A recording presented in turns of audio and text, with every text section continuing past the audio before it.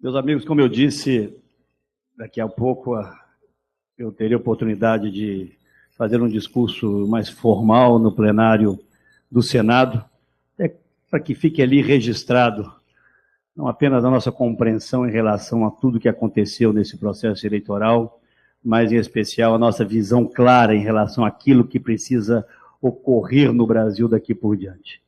E eu inicio essas minhas palavras do mais profundo, e acreditem nisso, agradecimento a cada companheiro que aqui usou da palavra, a cada companheira e a cada companheiro que, com sua presença aqui hoje, na verdade, representam mais de 50 milhões de brasileiros, que foram às urnas de forma absolutamente livre para dizer o que queriam para o Brasil, o que pensavam deveria ocorrer no Brasil pelos próximos anos.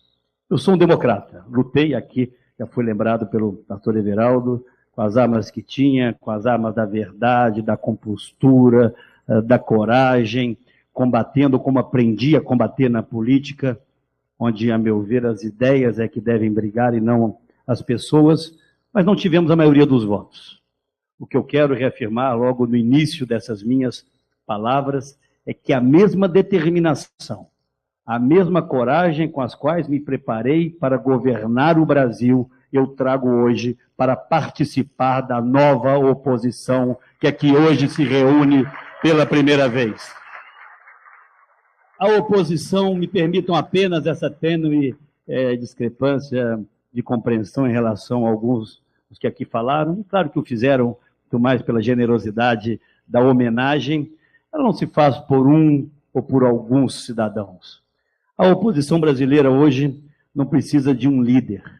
Ela tem viva na alma e no sentimento de milhões e de milhões de brasileiros a sua mais importante essência, que é a indignação com tudo o que veio acontecendo no Brasil ao longo desses últimos anos, mas também uma esperança muito forte e enraizada em relação àquilo que nós podemos mudar. Tão importante quanto governar é fazer a oposição, é travar aqui nesta casa e junto à sociedade brasileira o grande debate que nós teremos que travar. Eu, portanto, não esmoreci, não deixo de ter as convicções que me fizeram candidato, que me proporcionaram o privilégio que pouquíssimos brasileiros tiveram na sua trajetória, e esse eu realmente tive, divido com cada um de vocês, como dividi durante a campanha, que foi encontrar um Brasil vivo, um Brasil vibrante, de perceber que a minha candidatura, Roberto, irmão Teotônio, ela, a partir de um determinado momento, não pelas minhas virtudes, mas pelas circunstâncias nas quais ela era construída e pelo cenário que se delineava, pois ela, na verdade, era o contraponto ao desgoverno, ao desperdício do dinheiro público, à irresponsabilidade na gestão das nossas empresas, a minha candidatura foi se transformando num movimento em favor de um Brasil diferente. Mas eu trago esse sentimento com a humildade daqueles que aprendem desde cedo uma lição que eu aprendi na minha própria casa, do meu avô Tancredo. Voto você nunca tem, voto você teve. E você tem que trabalhar muito para manter viva nessas pessoas que lhe depositaram através do voto a sua confiança, a mesma chama que as fizeram acordar num domingo pela manhã ou à tarde e ir às urnas tentar mudar o Brasil. Hoje, o Brasil é um Brasil diferente, porque essa campanha terá consigo e levará, Zenaldo, para a história duas marcas muito claras, distintas, opostas. Uma delas protagonizada pelos nossos adversários, a campanha da infâmia, da mentira, da utilização absolutamente sem limites da máquina pública em benefício de um projeto de poder. Pelo menos cumpriram a palavra. Disseram que iam fazer o diabo nas eleições. O diabo se envergonharia de muitas coisas que foram feitas durante essa eleição. Ocuparam as nossas empresas públicas, agora os Correios, para uma atuação infame. Ninguém vai jamais saber, meu caro governador Jatene, Quantos foram os panfletos distribuídos sem chancela pela candidatura oficial?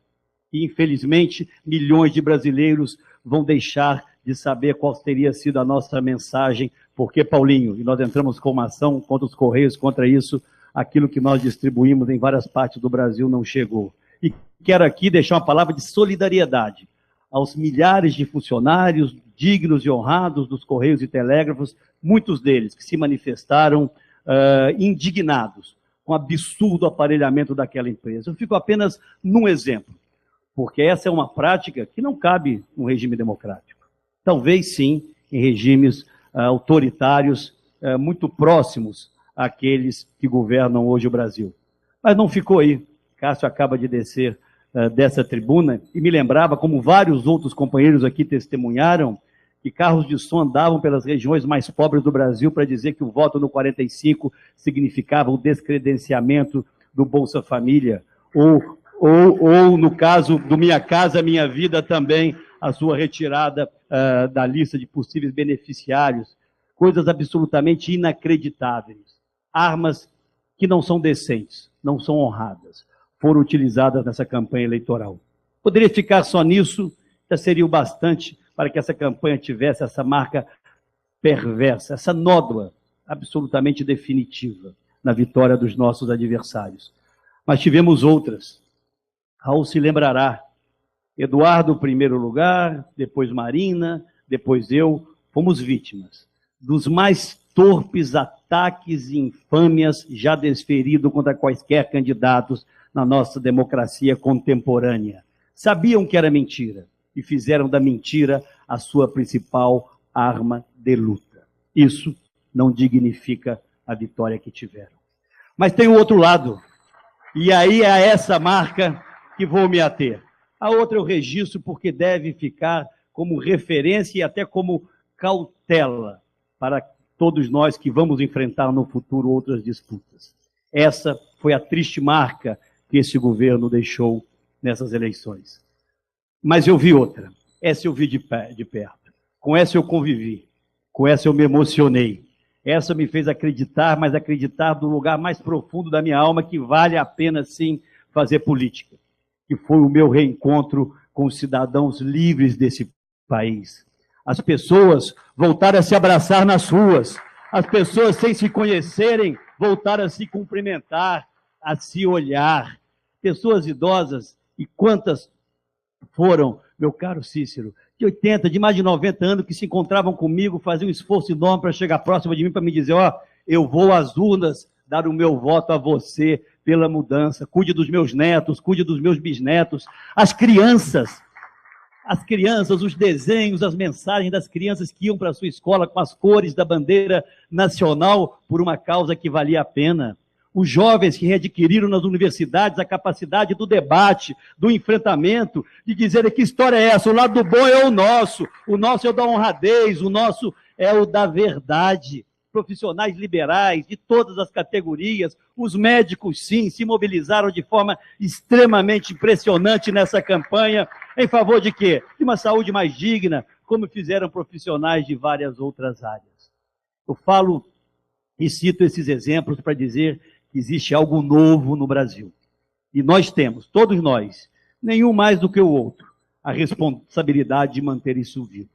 Portanto, a nossa responsabilidade e a nossa obrigação é trazer agora para o campo oposicionista as mesmas convicções que tivemos ao debater com esse governo os seus equívocos e, principalmente, os descaminhos de ordem moral que se tornaram uma praxe quase que cotidiana na ação de alguns dos seus membros.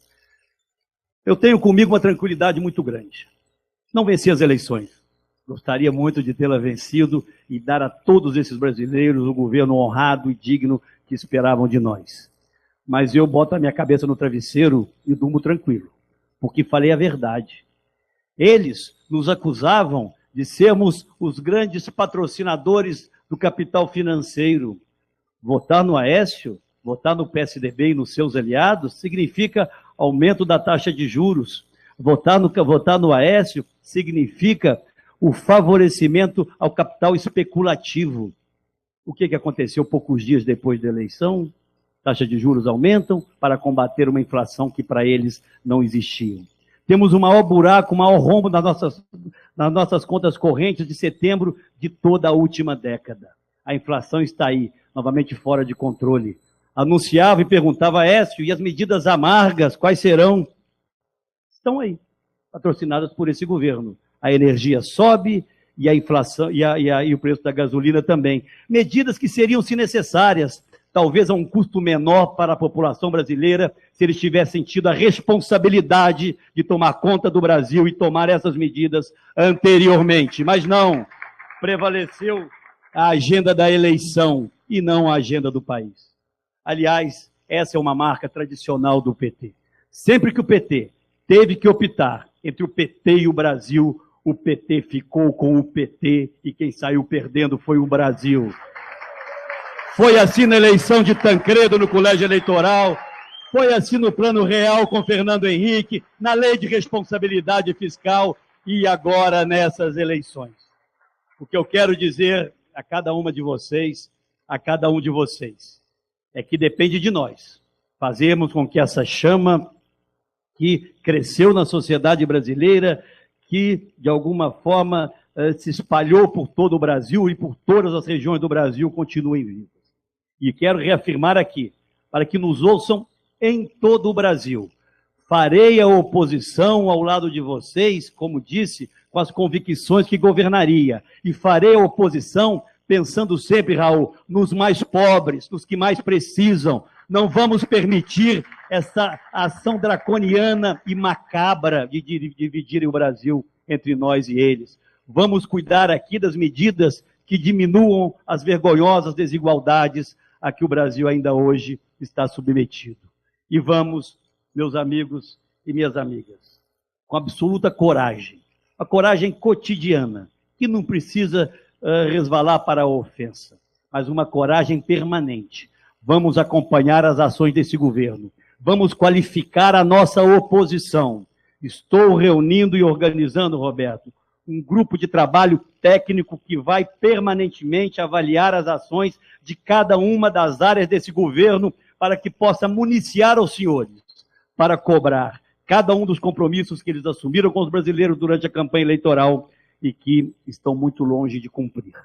Hoje, o que nós temos no Brasil é um governo envergonhado pelas armas que usou para vencer as eleições, tomando as medidas que disse que não tomaria, e, na verdade, deixando como a principal marca dessa campanha, do lado dos nossos adversários, da mentira, do engodo, do disfarce. Mas, de outro lado, existe um Brasil revigorado, um Brasil vivo, esse com o qual vocês estão se encontrando nas ruas de todas as nossas regiões. E é esse Brasil que vai continuar a fazer a mudança. Quero dizer, para finalizar, àqueles que ganharam as eleições, aqueles que governam o Brasil, quando olharem para o Congresso Nacional, não contabilizem o tamanho da oposição pelo número de cadeiras que temos no Senado ou pelo número de cadeiras que teremos na Câmara dos Deputados. A cada voz, a cada palavra, a cada debate protagonizado por alguns dos companheiros que estão aqui, enxergue através deles 51 milhões de brasileiros atentos, acordados, vigilantes, que não aceitam mais ser governados da forma que foram até aqui. Esse é o nosso papel. E vamos juntos fazer a mais vigorosa oposição que esse Brasil já assistiu, em benefício dos brasileiros, em benefício da democracia, da liberdade e dos valores da ética e da moral. Muito obrigado.